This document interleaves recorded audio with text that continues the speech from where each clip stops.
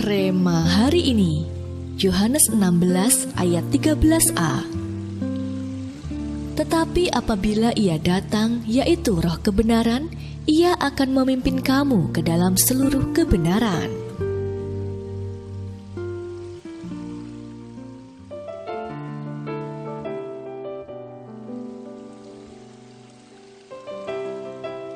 Melalui konferensi pers pada tanggal 18 April 2020, Menteri Komunikasi dan Informatika Johnny G. Plate menyatakan bahwa sebanyak 554 berita hoax soal virus corona telah tersebar di 1.209 platform media sosial, baik itu Facebook, Instagram, Twitter, dan YouTube.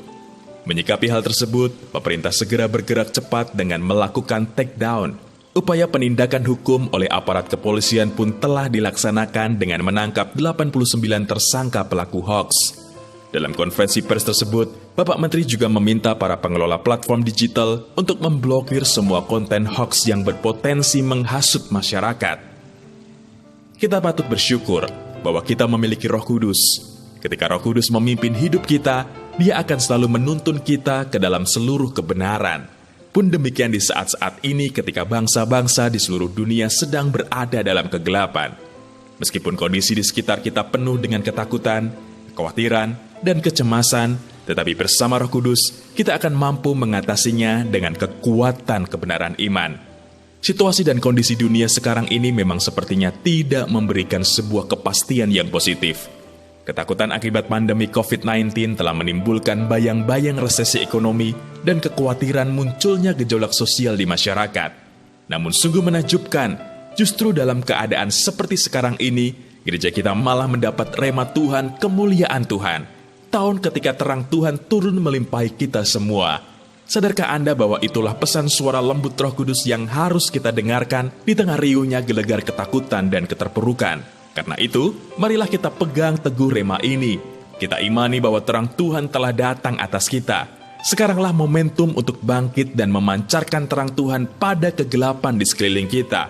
Inilah saatnya untuk bergerak mengikuti angin profetik Roh Kudus untuk mendemonstrasikan kuasa Allah. Inilah waktunya untuk kita bisa semakin menjadi berkat bagi semua orang, memindahkan mereka dari dalam kegelapan ke dalam terang Tuhan yang ajaib. Angin profetik Roh Kudus apa yang Anda rasakan hari-hari ini? Mengapa Anda perlu belajar peka untuk mengenali hembusan angin profetik Roh Kudus?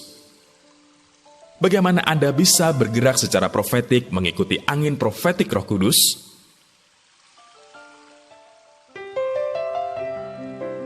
Bapa yang baik, berikan kami kepekaan untuk dapat merasakan angin profetik Roh Kudus yang Engkau hembuskan di tengah-tengah kami. Kami mau bergerak secara profetik mengikuti arahan dan instruksi-Mu, agar kami dapat memancarkan terang-Mu ke dalam kegelapan di sekeliling kami dan membawa kemuliaan bagi nama-Mu. Di dalam nama Tuhan Yesus, kami berdoa. Amin. Kita harus belajar peka dengan hembusan angin profetik Roh Kudus dan bergerak secara profetik mengikuti pergerakan angin ilahi tersebut.